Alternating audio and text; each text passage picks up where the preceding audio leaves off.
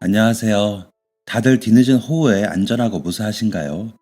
너무 많이 내려버린 비로 인해 저희 동네도 피해 입으신 분들이 많아 상당히 걱정이 되는 요즘입니다.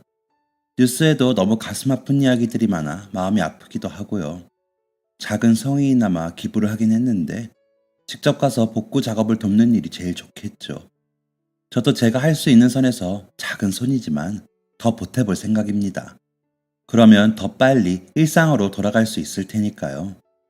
수혜민 모두가 힘내시길 바라는 마음에서 제가 겪었던 희망 어린 이야기를 나누면 좋을 것 같아 사연을 보내야지 결심을 하게 되었습니다. 모두 저처럼 잘 극복하실 거라는 긍정적인 기운을 담아서 힘내시면 좋을 것 같아서요. 힘든 시기이지만 좋은 이야기로 마음이 위로가 되었으면 좋겠습니다. 저는 소위 희귀난치병을 앓는 아이였습니다. 지금도 그 병과 싸우고 있습니다. 꾸준히 약을 먹으며 운동하고 지내느라 학교 생활은 하지 못했습니다. 다초점 운동신경병증이라는 병인데 근육이 서서히 굳기 때문에 운동을 부지런히 해야 하는 병입니다. 환자의 경우에 따라 다르겠지만 저는 학교에 가면 더 긴장을 해서인지 운동 능력이 더 떨어져 초등학교를 졸업하고는 더 이상 학교에 가지 못했습니다. 대신 검정고시를 치렀지요. 재활센터에 다니는 것이 제일 좋았겠지만 그때 저희 집은 사정이 좋지 못했습니다.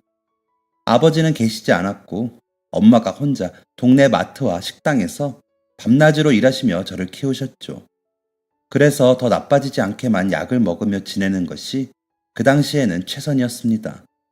그런 엄마를 도울 수 있는 일은 저 스스로 밥과 약을 잘 챙겨 먹고 몸이 굳지 않도록 산책이라도 부지런히 하는 일이었습니다. 지금은 다른 단지이긴 하지만 역시나 임대 아파트에 살고 있는데요. 그때 살던 아파트도 임대 아파트였습니다.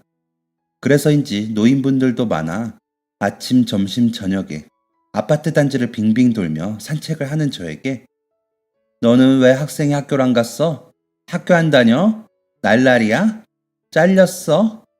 사고 쳤어? 라며 물으시는 분들이 많으셨습니다. 겉으로 보기에는 멀쩡해 보이다 보니 다들 학교에 있어야 할 시간에 슬슬 걸어다니는 제가 이상해 보이셨을 겁니다. 그런데 일일이 제가 희귀병으로 아프다는 걸 말씀드릴 수도 없고 그렇다고 대답도 없이 지나다니자니 불편해 인적이 드문 아파트 가장자리 길들로만 산책을 다니곤 했습니다. 그렇게 다니다 보면 작은 새들의 지저귐도 바람이 스치는 소리도 다 들을 수 있었습니다. 잠깐씩 쉬며 물을 마시면서 느껴지는 그 감촉들은 도시 한복판이라고는 믿을 수 없는 것들이었습니다.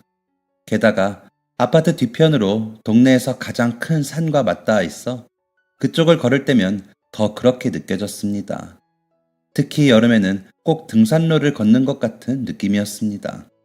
등산을 가보지는 못했지만요. 그 길은 겨울철에는 가면 안 되는 길이기도 했습니다. 12월 말부터 3월 말까지는 길에 얼음이 있어 일부러 피해가야 하는 길이었죠. 4월에 벚꽃이나 피면 그제야 그 길을 걸을 수 있었습니다. 그런데도 그 길이 저는 참 좋았습니다. 하나 놓여있는 벤치에 앉아있으면 마음이 편해지곤 했거든요. 그 시절에는 제가 가장 좋아했던 장소였기에 지금도 그것에 대한 기억이 또렷이 남아있습니다. 그렇게 조용히 아침 산책을 다녀올 때쯤이면 옆집 할머니께서 피아노를 치는 소리가 들리는데 저는 그 피아노 소리도 참 좋아했습니다. 복도식 아파트인지라 일부러 집에 바로 들어가지 않고 복도를 서성거리며 할머니의 피아노 소리를 듣곤 했습니다. 가장 좋은 건 산책을 마치고 돌아오는 길에 바로 들리는 할머니의 피아노 소리였습니다. 제가 좋아하는 두 가지를 동시에 할 수 있는 순간이었으니까요. 그 당시 제가 살던 층이 2층인지라 그런 환상적인 순간이 가능했었죠. 가끔 할머니가 병원을 가시거나 모임이 있으셔서 피아노 소리가 들려오지 않으면 그렇게 서운할 수가 없었습니다. 엄마는 저를 매일 혼자 내버려 두고 일을 나가시는 걸 미안해 하셨는데 혼자서 좋은 것 같아 미안한 마음도 들었습니다. 엄마가 한 달에 한 번 쉬시는 날은 제가 병원에 가야 하는 날인데 15분 정도 택시를 타고 이동하면서도 주무실 정도로 피곤해 하셨거든요. 엄마에게도 제가 느끼는 환상적인 순간을 알려드리고 싶었지만 그러기엔 엄마는 너무 바쁘셨습니다. 그도 그럴 것이 제 병원비를 감당하시는 것이 힘드셨을 테죠. 엄마는 화장품 하나도 마음껏 사지 않으셨지만 매달 드는 병원비와 약값 때문에 힘들어 하셨습니다. 아빠는 제가 3살 무렵에 이혼을 한 이후로 좀처럼 저를 보러 오지도 않았고 양육비도 보내지 않았으니까요. 외갓집은 남해 어디 섬이라는데 연락도 안 하시더라고요. 그러다 보니 제 병에 들어가는 모든 비용은 엄마가 오로지 다 감당하셨습니다. 40살이 되지 않은 여자가 혼자 감당하기에는 힘든 일이셨을 겁니다. 그런 엄마를 웃게 할 수 있는 일은 병원에서 나빠지지 않았다는 말을 듣는 것이었습니다. 그래서 매일 부지런히 산책을 한 것도 있었습니다. 산책을 하고 집으로 돌아와 샤워를 겨우 마치고 물 한 잔을 마시면 무언가 했다는 생각에 기분이 좋아지기도 했습니다. 잉여인간처럼 아무것도 하지 않고 살아가는 일은 제 스스로가 비참해지는 기분을 계속 느끼는 일뿐이라 산책은 제게 치료 이상의 의미이기도 했습니다. 엄마를 기쁘게 할 수 있는 일이자 제가 사는 이유를 찾을 수 있는 일인 산책에다 할머니의 피아노 연주까지 들을 수 있는 그런 날은 제게 큰 의미였습니다. 친구도 없고 말할 상대도 없던 저는 더 내성적이 되었습니다. 그나마 책을 읽고 책 속의 주인공들처럼 모험을 떠나고 싶다는 막연한 생각을 하곤 했습니다. 하지만 중학생 읽기에는 다소 유치한 전집들을 읽느라 너무 심심할 때나 책을 읽었습니다. 밥을 먹고 TV를 보다가 일기를 쓰고 잠을 자는 것이 산책하지 않을 때 제 모습이었습니다. 설거지도 하고 빨래도 널고 청소도 하긴 했지만 매일 한 것은 아니었습니다. 집안일도 일이라고 몸에 무리가 가서 매일 하기가 힘들었습니다. 엄마를 생각하며 억지로라도 해보려고 밥 먹고 설거지는 꼬박꼬박 했습니다. 힘든 하루 일과를 보내고 집으로 돌아오신 엄마는 작게 한숨을 쉬며 남은 집안일을 하시곤 하셨는데 저에게 별다른 말씀을 하지 않으시는 게 제게는 더 고통스럽게 느껴지곤 했습니다. 제가 쓸모없는 인간이라는 게 확인되는 것 같아서요. 본격적인 재활치료를 받으면 약간은 불편하겠지만 정상적인 생활이 가능하다는 의사 선생님의 말씀에 희망을 가져보긴 했습니다. 하지만 엄마의 그때의 수입으로 감당할 수 있는 병원비가 아니었기에 엄마와 저는 그저 훗날을 기약할 수밖에 없었습니다. 그저 각자의 위치에서 최선을 다할 뿐이었죠. 저의 최선은 하루 2~3번의 산책과 약간의 집안일 뿐이었지만요. 저보다도 키가 작은 엄마가 감당하기에 저의 병으로 생긴 경제적 부담은 너무나 큰 것이었을 겁니다. 아마 모두 다 버리고 떠나고 싶었을지도 모르죠. 저였다면 그랬을지도 모릅니다. 하지만 엄마는 너무나 감사하게 또 저를 놓지 않으셨습니다. 그저 묵묵히 저를 지키셨죠. 그런 엄마에게 너무 감사했지만 서로에게 직접 표현하는 일은 왜 그렇게 쑥스러운지 하지 못했습니다.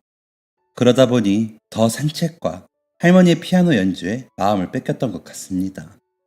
그렇게 일상을 보내던 어느 날 평소처럼 아침 산책을 마치고 제가 살던 동으로 들어서는데 할머니의 피아노 연주 소리가 들렸습니다. 가만히 창가 밑에서 피아노 소리를 감상하고 있는데 불현듯 코끝이 찡해지더니 눈물이 나더라고요. 병원에 정기검진을 가서 의사 선생님이 이제 그만 미루시고 치료를 본격적으로 받아보시는 게 좋아요. 원래 시한 학생이 앓고 있는 병이 40대 이상에서 많이 발병이 되는데 어릴 때 이렇게 발병이 된 만큼 치료받으면 경과가 더 좋을 겁니다. 어머니 부담되시는 건 알고 있지만 좀 더 신경 써주세요. 라는 말을 들은 후여서 그랬던 것 같습니다. 한참을 그렇게 눈물을 흘리고 있는데 피아노 소리가 멈춰 터덜터덜 계단을 타고 집으로 향하는데 저희 집 앞에 옆집 할머니가 서 계시더라고요. 저를 보시더니 손짓을 하시면서 시연아 무슨 일 있어? 이 밑에서 울고 있던데 라고 물으시더라고요. 나긋하고 차분한 말투에 저에 대한 배려가 담긴 것이 느껴져 참았던 눈물이 다시 흘렀습니다. 그런 저를 아무 말 없이 보시던 할머니는 다가와 꼭 안아주셨습니다. 그런 할머니 품에 안겨 저도 말도 못하고 펑펑 울었습니다. 그러다 갑자기 너무 죄송해서 그냥 요즘 좀 힘들었나 봐요. 학교 못 가는 것도 힘들고 몸이 아픈 것도 힘들고 엄마한테도 미안하고 그랬는데 할머니가 연주하시는 피아노 소리에 감정이 동요돼서 울컥했나 봐요. 라고 말씀드렸습니다. 고개도 못 들고 겨우 털어놨죠. 시연아, 할머니도 예전에는 되게 좋은 집에서 부자 부모님 밑에서 자랐어. 그게 영원할 줄 알았지. 결혼도 안 하고 혼자 살고 싶어서 그렇게 했지. 다른 사람 눈치 보기 싫었거든. 좋아하는 피아노나 치면서 그냥 살면 되겠다 싶었지. 그런데 형제도 없는데 부모님이 돌아가시고 나니까 어느새 그 돈을 다 써버렸더라고. 그래서 혼자 갈 곳이 있었겠니? 피아노만 들쳐업고 임대 아파트에 들어와 다달이 연금 받으며 살아가는 거야. 나이가 든다는 건 기회도 그만큼 더 주는 거더라. 어디서 일해본 적도 없는 내가 그냥 나무처럼 사는 게 싫어서 매일 피아노라도 치는 거지. 그런데 시연이가 잘 듣고 있다니 너무 좋다. 시연이는 아직 어리니까 더 많은 기회가 있을 거야.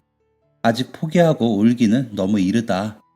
라며 제 머리를 쓰다듬어 주셨습니다. 할머니의 말씀을 듣고 생각해보자니 제가 좀 더 부지런히 산책하고 약도 안 빼먹고 잘 먹고 하면 언젠가 근력이 좋아져 상황이 나아질 수도 있겠다는 생각이 들었습니다. 그래서 고개를 들어 끄덕끄덕 했더니 할머니는 저의 어깨에 손을 올리시더니 시연아, 언제든지 피아노 소리 듣고 싶으면 할머니한테 와. 할머니는 매일 집에 있으니까. 나이 들어 그런지 새벽에 일어나 운동하고 나면 하루 종일 할 일이 없어. 문 밖에서 듣지 말고 와서 직접 들어줘. 할머니는 영광이야. 라고 하고는 들어가셨습니다. 저도 꾸벅 인사를 하고는 집으로 돌아와 샤워를 하려는데 머리가 흠뻑 젖어 있더라고요. 그런 꼴로 할머니 앞에서 엉엉 울었다는 게 창피하긴 했지만 왜인지 마음이 후련하기도 했습니다. 누군가에게 속마음을 털어놓는다는 게 그런 거라는 걸 알겠더라고요. 조금은 든든한 편이 생긴 것 같기도 했습니다. 나의 라임 오렌지 나무에서 제재가 뽀르뚜까 아저씨에게 마음을 털어놓았을 때 같다는 생각이 들었습니다. 그렇게 생각이 들고 나니 더 든든했습니다. 저에게 소중한 시간이 더 생긴 것 같아 기분이 좋기도 했고요. 하지만 저는 그 후로 할머니를 찾아가지 못했습니다. 막상 가자니 쑥스럽고 피해를 입히는 것 같아 찾아가는 게 죄송하더라고요. 그렇게 일주일이 지나고 점심을 먹고 산책을 가려고 준비를 하고 있는데 벨이 울리더라고요. 나가보니 할머니가 계시더라고요. 아무리 기다려도 오지 않아서 데리러 왔지. 괜히 수줍어서 못 왔지? 이리 와봐. 하시면서 저를 이끄셨습니다. 여기 노인정에 악기 다룰 줄 아시는 노인분들이랑 일주일에 두세 번씩 합주하기로 했어. 악기들도 어찌나 다양한지 색소폰도 있고 플룻도 있더라. 그래서 연습 더 많이 해야 하는데 우리 시연이처럼 훌륭한 관객이 있어주면 더 좋을 것 같아. 라며 저를 앉히시더니 연주를 시작하셨습니다. 곡의 제목을 모르는데도 밖에서 듣는 것보다 훨씬 생동감 있고 감미로웠습니다. 건반 하나하나가 튕겨질 때마다 제 마음이 울렸습니다. 몸이 아프던 곳도 자연스럽게 풀리는 기분이었습니다. 음악이라는 것이 치유의 힘이 있다는 걸 더 크게 깨닫는 계기가 되기도 했습니다. 할머니는 저의 그런 감동을 느끼시는 건지 너무나 아름답고 우아한 모습으로 피아노 건반을 두드리셨습니다. 강한 음에서는 강한 힘이 느껴져 멋있더라고요. 악기 연주를 하는 것은 참 멋진 일이었습니다. 막연히 저도 배워보고 싶다는 생각이 들었습니다. 그렇게 뭐라도 잘하는 게 생기면 좋겠다는 생각이 들더라고요. 하지만 그렇게 연주를 가까이 들을 수 있는 것만으로 저는 감사했습니다. 가슴속 깊이 울리는 피아노의 음들이 감동이라는 말로 표현하기가 아까울 정도였습니다. 할머니는 연달아 몇 곡을 연주하시더니 내가 너무 내 생각만 하고 연습했지? 듣고 싶은 노래 있어? 라고 물으시는데 저는 수줍어하며 고개만 가로저었습니다. 그런 저를 웃으며 보시던 할머니는 그럼 할머니가 한 곡만 더 연주할게. 조금만 더 들어줘. 라며 다시 연주를 하셨습니다. 굉장히 감미로운 곡이었는데 할머니가 그 곡을 연주하시면서 꼭 건반 위에서 춤을 추시는 것 같다는 생각이 들 정도로 열정을 다해 연주하셨습니다. 연주가 끝나고 절로 박수가 나올 만큼요. 연주를 다 마친 할머니는 땀을 닦으시면서 오랜만에 관객이 있어서 그런지 긴장했나 봐. 땀이 나네. 라며 웃으셨습니다. 그런 할머니의 모습을 보자니 저까지 활력이 생기는 것 같은 기분이 들었습니다. 그런 제 마음을 읽으신 건지 할머니는 이렇게 가까이서 듣는 게 밖에서 듣는 것보다 좋지. 언제든지 와. 합주 시간은 내가 미리 알려줄게. 나도 연습하는 거 봐주는 사람 있어서 너무 좋다. 라며 말씀하시는데 마치 소녀 같으시더라고요. 멋졌습니다. 너무 멋져서 감탄이 절로 나왔습니다. 할머니와 꼭 또 연주 들으러 가기로 약속을 하고 나와 저는 조금 늦은 점심 산책을 시작했습니다. 6월의 싱그럽고 푸름이 그날따라 더 마음에 박혔습니다. 할머니가 연주하시던 제목도 모르는 피아노 소리의 음을 흥얼거리며 걷자니 더 그렇더라고요. 그렇게 그의 저의 여름은 감동으로 시작되고 있었습니다. 할머니는 일주일에 한두 번씩 저를 데려가 피아노 연주를 들려주셨습니다. 너무 훌륭한 연주를 그냥 듣기만 하는 게 죄송하게 느껴져 가끔 엄마가 간식하라고 놓고 간 과일이나 음료들을 할머니께 가져다 드리기도 했습니다. 그러면 할머니는 잘 먹겠다는 말을 하시며 저와 함께 먹자고 하셨습니다. 저는 그것도 너무 좋았습니다.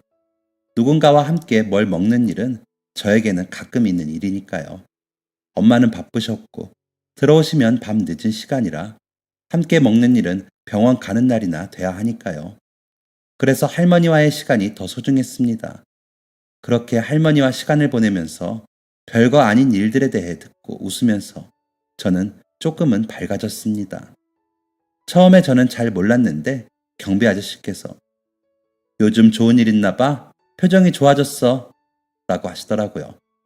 그래서 거울을 보니 제 입꼬리가 약간은 더 올라간 것처럼 보였습니다. 그러고 보니 주변 어른들과 마주쳐도 조금은 더 밝고 씩씩하게 인사하고 있기도 했고요. 그런 변화들이 싫지 않았습니다. 저를 조금 더 세상에 내놓는 듯한 기분이 들었거든요. 그래서 더 밝게 지내려고 애를 썼습니다. 하지만 그러면서도 산책은 여전히 아파트를 둘러싼 길로만 다녔습니다. 그 길이 좋았거든요. 특히나 산 아래 옹벽이 있는 부근은 시원하고 좋았습니다. 새소리도 잘 들리기도 했고요.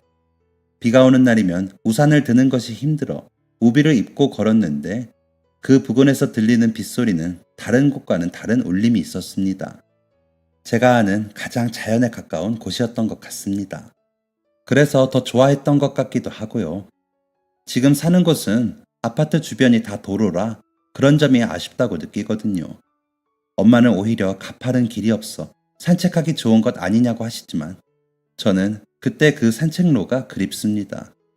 언덕 같은 길을 걷다 보면 숨이 차고 온몸이 아팠지만 다 오르고 나면 기분이 좋았습니다. 아마도 성취감 때문이었겠죠. 친구도 없는 제가 입 꾹 다물고 걷다가 마주치는 자연의 모습들도 좋았고요. 가끔 비가 많이 내린 후에는 아파트와 산의 경계에 쌓인 옹벽에서 냇가나 계곡처럼 물이 흐를 때도 있었는데 그것 또한 저에게는 볼거리이기도 했고요. 엄마는 너무 인적이 없는 길로는 다니지 말라고 하셨지만 저에게는 저만의 휴식처 같은 길이었습니다. 그래서 더 좋았죠. 계절마다 피고 지는 이름 모를 꽃들도 저에게는 큰 감흥을 주었고 계절의 변화를 느끼게 해주었습니다. 무료한 제 생활에서 가장 역동적인 공간이었던 셈이죠. 그래서 더 열심히 그 길과 닿기 위해 걸었습니다. 겨울에 눈이 오고 나면 한동안 얼어 있을 때 빼고는 진짜 매일 하루 3번씩 열심히 갔습니다. 할머니의 피아노 연주를 직접 곁에서 듣게 돼서 그 덕분에 기분이 좋아져서인지 산책 시간에 더 신나게 걸었습니다. 그랬더니 병원에서 잘하고 있다고 의사 선생님께서 이야기해 주셔서 기분이 좋았습니다. 엄마도 그날은 좀 마음 편히 주무시는 것 같았습니다. 밖에 비가 엄청 오면서 천둥 번개가 쳤는데 한 번을 안 깨시고 주무시더라고요. 저녁 먹은 설거지도 하지 않으신 채로요. 그래서 제가 설거지를 하고 일기를 쓰고 한참을 창밖을 바라보다 잠을 잤는데도 엄마는 밤새 무슨 일이 있었는지 모르시더라고요. 다행이다 싶었습니다. 엄마가 잠시라도 그 고단한 삶을 잊고 푹 쉴 수 있어서요. 물론 엄마의 출근길에도 세차게 내리는 비에 걱정은 되었지만 엄마는 간만에 잘 잤더니 날아갈 것 같아 라며 출근을 하셨습니다. 비가 너무 많이 와 아침 산책은 갈 수가 없었습니다. 그리고 그날은 할머니가 합주 연습을 가시는 날이라 옆집에도 갈 수 없었죠. 그래서 한동안 보지 않던 동화책을 들고 읽었습니다. 둑을 막아서 나라를 구한 네덜란드 소년 이야기였는데 그날따라 그 이야기가 말도 안 된다고 생각하면서도 날씨 때문인지 더 재미있게 느껴졌습니다. 그렇게 책을 읽고 나라면 어떻게 할 것인가 생각하며 뒹굴다 보니 점심때가 되어 간단하게 끼니를 때웠습니다. 그리고 났더니 비가 좀 잦아졌더라고요. 그래서 우비를 쓰고 나갈 수 있겠다 싶었습니다. 할머니도 합주 연습하시고 거의 저녁 때나 돼야 오시기 때문에 하루가 너무 길게 느껴지는 날이었기에 얼른 나가 걸어야겠다고 생각했습니다.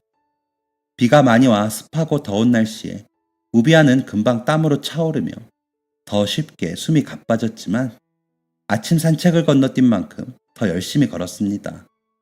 허벅지가 당기고 어깨가 저려왔지만 그럴수록 더 허리를 펴고 씩씩하게 걸으려 애를 썼습니다. 이겨내야 더 나은 결과가 나올 것 같아서요. 그러다 보면 고등학교는 검정고시가 아니라 학교를 다닐 수도 있지 않을까 하는 희망을 가져보기도 했습니다. 친구들과 떡볶이도 먹고 시험도 보고 그런 것을 할 수 있지 않을까 하는 너무나 평범하고 싶은 꿈을 꾸었습니다. 다른 사람들은 당연히 하는 그런 일들이 제게는 너무나 간절한 소망이라는 게 참 비참할 때도 있었지만 그날은 긍정적으로 다가왔습니다. 그래서 미끈거리는 땀의 감촉이 찝찝하면서도 저는 멈추지 않고 걸었습니다. 그런데 비가 전날 저녁부터 아침까지 많이 온 탓인지 산책로에도 흐르는 물의 양이 상당하더군요. 그래서 속으로 아유 진짜 계곡되겠네 하고는 계속 걸어 올라갔습니다. 그런데 점점 제가 쉬는 벤치가 있는 곳으로 갈수록 물소리가 심상치 않았습니다. 이상하다고 생각하며 가까이 가다가 저는 깜짝 놀라고 말았습니다. 아파트 둘레에 둘러놓은 철조망 담은 큰 돌덩이들과 나뭇가지들이 뒤엉켜 불룩해져 있고 그 아래 옹벽은 깨져 산책로를 뒤덮고 있었습니다. 나머지 옹벽들도 금방이라도 무너질 듯 아슬아슬하게 버티는 것처럼 보였고 그 틈새로 물이 콸콸 쏟아져 내려오고 있었습니다. 정말 그대로 두었다간 옹벽이 무너져 산의 흙들이 쏟아져 나오겠더라고요. 저는 그 자리에서 어떻게 해야 할지 모르겠어서 처음에는 서서 보고 있었습니다. 하지만 그대로 옹벽이 무너진다면 그 아래에 있는 동이며 아파트 전체에 난리가 날 것이 분명했기에 얼른 사람을 불러야 한다고 생각했습니다. 둑을 막아서 나라를 구한 네덜란드 소년 이야기에서 소년처럼 저는 할 수 없었습니다. 그래서 달렸습니다. 절뚝거리면서 누군가 불러야 한다고 생각했습니다. 도와주세요. 여기 옹벽이 무너졌어요. 물이 계속 내려와요. 더 무너지겠어요. 라며 소리도 쳐봤지만 다시 굵어지기 시작한 빗소리에 제 목소리는 들리지 않았습니다. 게다가 경비 아저씨들은 다른 일이 있으셨는지 경비 초소마다 안 계시더라고요. 밖에서 수다 떠시는 할머니들도 비 때문에 보이시지 않았고요. 여기저기 뛰어다니면서 소리쳐 도움을 요청했지만 아무도 나타나지 않았습니다. 그저 빗소리만 들렸습니다. 허둥대다가 넘어지고 일어서길 반복하면서 더 이상 이렇게 헤매는 건 의미가 없다고 생각이 들었습니다.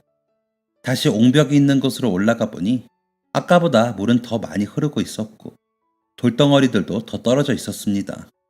그곳에서 가장 가까운 경비초소로 다시 들어가 보았지만 역시나 비어 있었습니다. 그 순간 마이크가 보였고 그 옆에 방송이라고 쓰여 있는 버튼이 눈에 들어왔습니다. 제가 할 수 있는 일이 무언지 떠올랐습니다. 그래서 그 방송 버튼을 누르고 마이크를 켜서 큰 소리로 외쳤습니다. 지금 산비탈 옹벽 있는 곳이 무너져 돌덩어리들이 쏟아지고 있습니다. 알립니다. 지금 옹벽이 무너져 산에서 내려오는 물과 함께 흙과 돌덩어리들이 쏟아지고 있습니다. 댁에 계시는 분들은 신고를 해주시고 일단 나오셔서 조치를 취할 수 있도록 도와주셔야 합니다. 라고 몇 번을 외쳤습니다. 제 느낌으로는 10분을 그렇게 했던 것 같습니다. 몇몇 분들이 여러 도구들을 가지고 나오시는 게 보이자 됐다 라는 생각이 들었습니다. 그리고 인터폰 같은 곳에 관리 사무실이라고 쓰인 버튼을 눌러 다시 상황을 알리고 얼른 와주시라고 말씀드렸습니다. 그러고 있는데 비를 홀딱 맞으신 경비 아저씨가 오시더라고요. 학생이 방송했어? 잘했네. 나는 주차장에 물이 차서 거기 보느라 여기는 보지도 못했어. 고마워. 라고 하시더라고요. 모두들 나와 처음에는 우왕좌왕 하는 듯 하더니 경비 아저씨와 관리 사무실에서 나오신 분들이 도구를 나누어 주시면서 여기 이쪽으로 이 모래 주머니를 쌓아주시고 그러면서 물기를 이쪽으로 돌리면 당장 급한 건 막아질 것 같습니다. 시청에서 나올 때까지만 버티면 될 것 같으니 먼저 좀 해보겠습니다. 힘드시겠지만 위급한 상황이니 도와주시면 감사하겠습니다.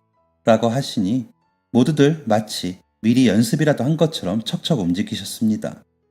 이미 저는 숨이 찰 대로 차 헉헉거리고 있자니 어떤 아주머니께서 제 우비 위로 담요를 덮어주시면서 얼굴이 파랗게 질렸어.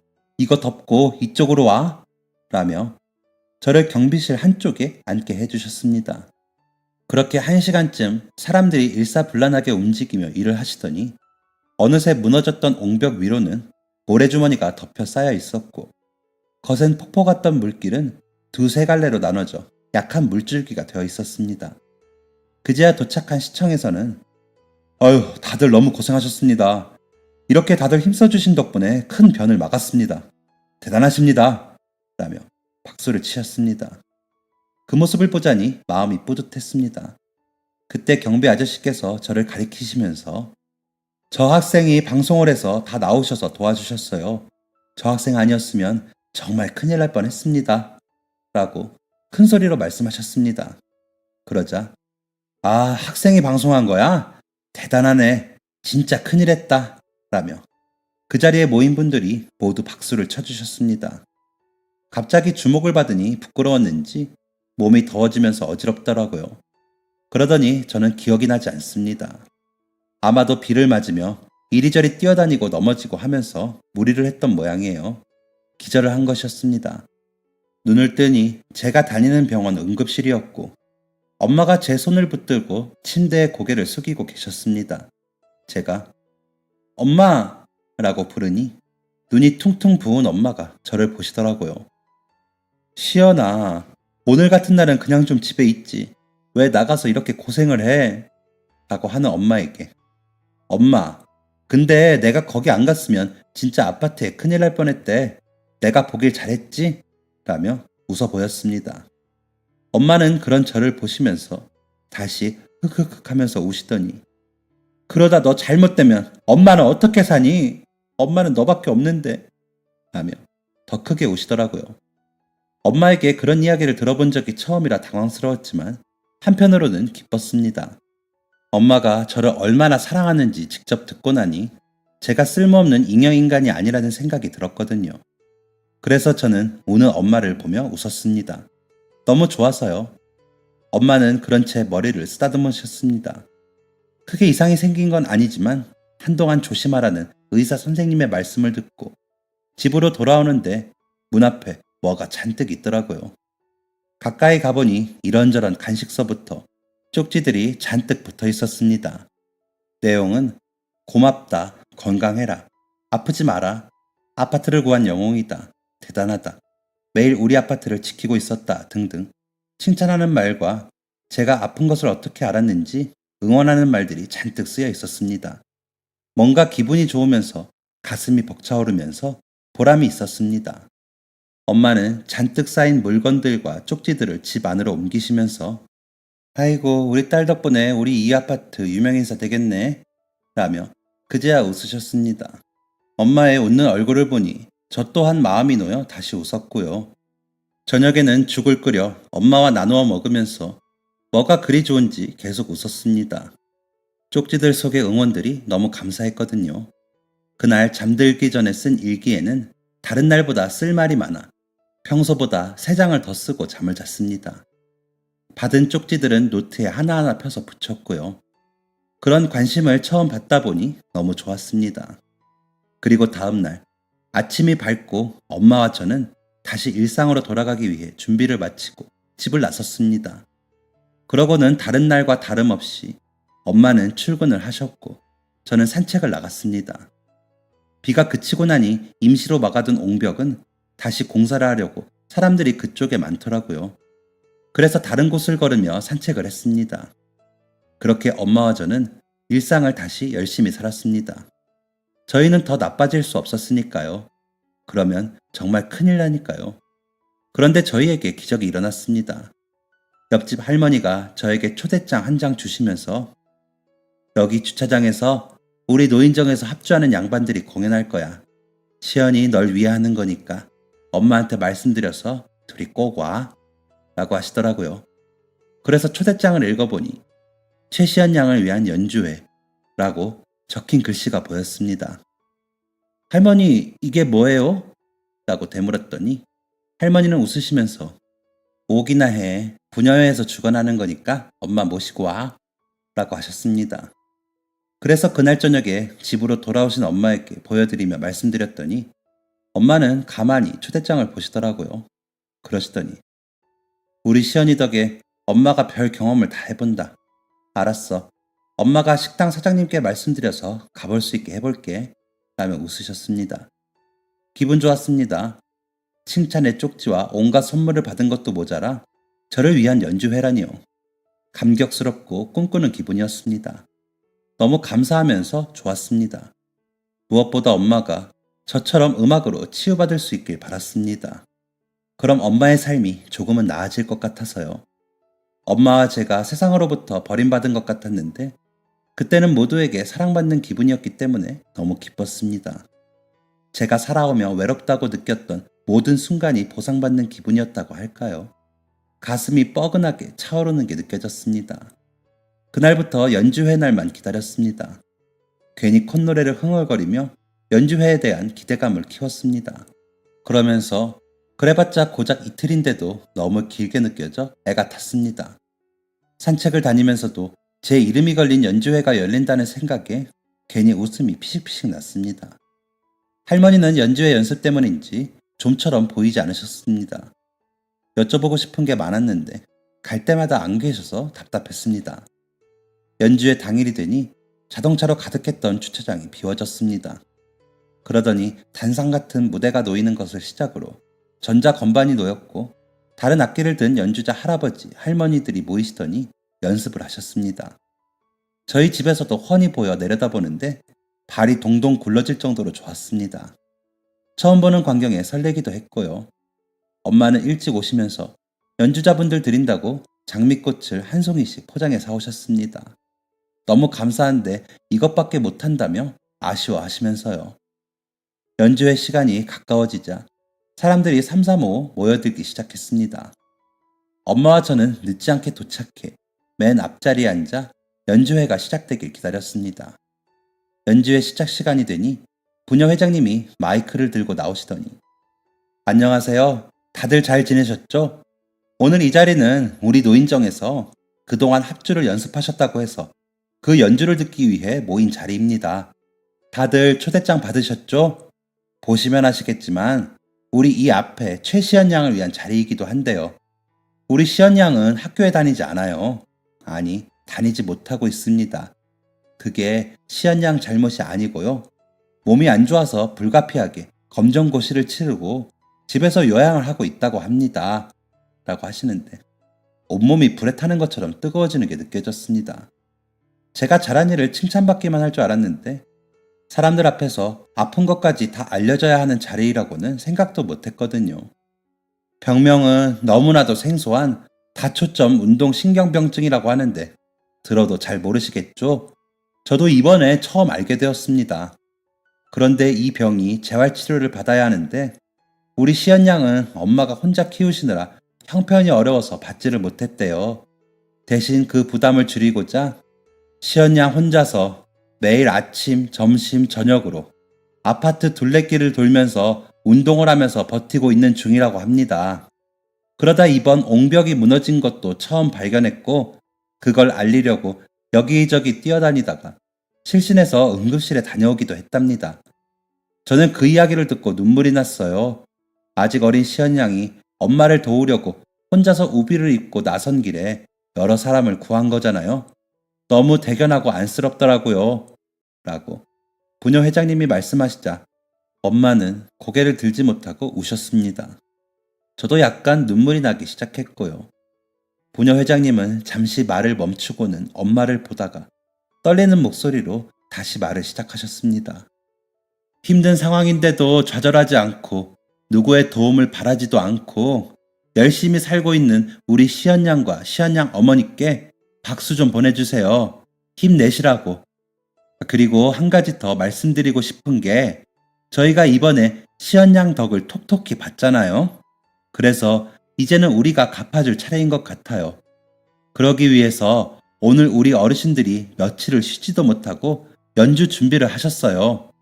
공연 잘 보시고 가시는 길에 저쪽에 마련된 모금함에 작은 정성이라도 모아주시면 우리 시연양에게 전달해서 전문적인 치료를 받고 시연양이 더 나은 생활을 할 수 있도록 하려고 합니다. 어떠세요? 다들 좋으시죠? 우리가 베푸는 거 아니고 갚는 거니까 크게 갚아주시면 감사하겠고요. 어르신들이 힘써서 준비하신 연주회이니만큼 잘 감상하시길 바랍니다. 그리고 시연양하고 시연양 어머니는 부담 가지시지 마세요. 우리가 감사함을 갚는 거예요. 그럼 연주회 시작하겠습니다. 라고 하시는데 저와 엄마는 어깨를 들썩이며 울었습니다. 제가 한 일에 비해 너무 큰 마음들을 받는 것 같아 과분하다고 느껴졌거든요. 그냥 고생했다, 수고했다. 그 한마디면 될 일이었는데 치료비 모금이라니 이게 무슨 일인가 싶었습니다. 그렇게 시작한 연주회는 너무 멋졌습니다. 사람들은 크게 박수치며 환호했고 연주자분들과 저와 엄마에게 박수를 보내주셨습니다. 연주회가 끝나고 엄마와 저는 눈물 콧물 범벅인 채로 장미꽃을 연주자님들에게 전달했습니다. 받으시는 어르신들도 눈물을 닦으시며 힘내라고 하셔서 저희는 더 많이 울었습니다. 그렇게 그날 모인 모금액은 총 3천만 원 정도가 되었고 저는 전달받은 그 돈으로 재활치료를 시작할 수 있었습니다. 그렇게 재활치료를 받은 지 1년 만에 저는 학교에도 다닐 수 있었고 학교 친구들과 선생님의 배려로 무사히 졸업까지 할 수 있었습니다. 그날 전달받은 모금액을 엄마는 한 푼도 허투루 쓰지 않으시고 제 치료에만 다 쓰셨습니다. 할머니는 제가 학교에 가려고 집을 나설 때 운동을 나오셔서 마주치면 아이고 기특해라 우리 시연이 학교 잘 다녀와 라고 하시면서 볼 때마다 기뻐하셨습니다. 저는 공부를 잘하진 못했지만 학교에 가는 것만으로도 너무 좋았습니다. 진짜 단짝 친구도 사귀었거든요. 미희라고 예쁘고 착한 아이랍니다. 그 친구 덕에 저는 무료 강습을 받고 바리스타가 되어 지금은 카페에서 일하고 있습니다. 미희는 아이를 데리고 자주 와서 제가 일하는 모습을 보면서 잔소리를 하기도 했고요. 그렇게 번 돈으로 저는 재활치료를 부지런히 받고 있습니다. 엄마와 그 아파트를 떠나 이사를 해야 할 때도 얼마나 울면서 이사를 왔는지 모릅니다. 그 고마운 사람들을 떠나 다른 곳으로 가자니 힘들더라고요. 할머니는 서운하다고 하시면서 엄청 우셨는데 얼마 전 저희 단지로 이사 오셔서 자주 찾아뵙고 있습니다. 여전히 멋지게 피아노 연주를 들려주시죠.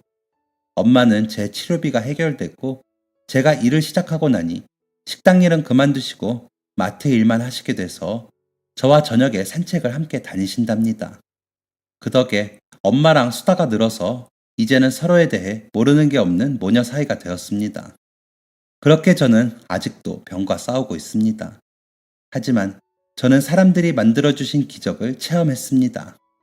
그래서 더 나은 방법과 마음가짐으로 이겨내려고 애쓰고 있는 중입니다. 기적 덕분에 훨씬 힘들지 않게 바라던 것들을 이루었고 이루어내고 있답니다. 여러분, 그러니 이번 수해에도 좌절만 남지 않도록 기적의 힘을 보여주시면 감사하겠습니다. 십시일반이라는 말처럼 작은 정성도 모이면 누군가에게는 삶의 희망이 이루어지는 기적이 된다는 사실을 꼭 기억해 주세요. 저는 그 기적으로 더 희망적인 미래를 꿈꾸는 사람이라 여러분들이 그 기적을 보여주실 거라 믿어 의심치 않습니다. 그분들처럼 대단하신 분들이라고 믿습니다. 기적의 힘을 보태시면 여러분들도 행복해지실 겁니다. 저도 받은 만큼 베풀려고 해보니까 그렇더라고요. 여러분, 모두가 골고루 행복한 세상에 사시기를 바랍니다. 수해 입으신 분들 힘내시고 모두가 한마음으로 도우시길 바랍니다. 그럼 모두가 행복해질 거예요. 그렇죠? 긴 글 읽어주셔서 감사합니다. 지금까지 사연 들어주셔서 감사합니다. 사연이 재밌으셨다면 구독과 좋아요를 눌러주세요. 감사합니다. 안녕히 계세요.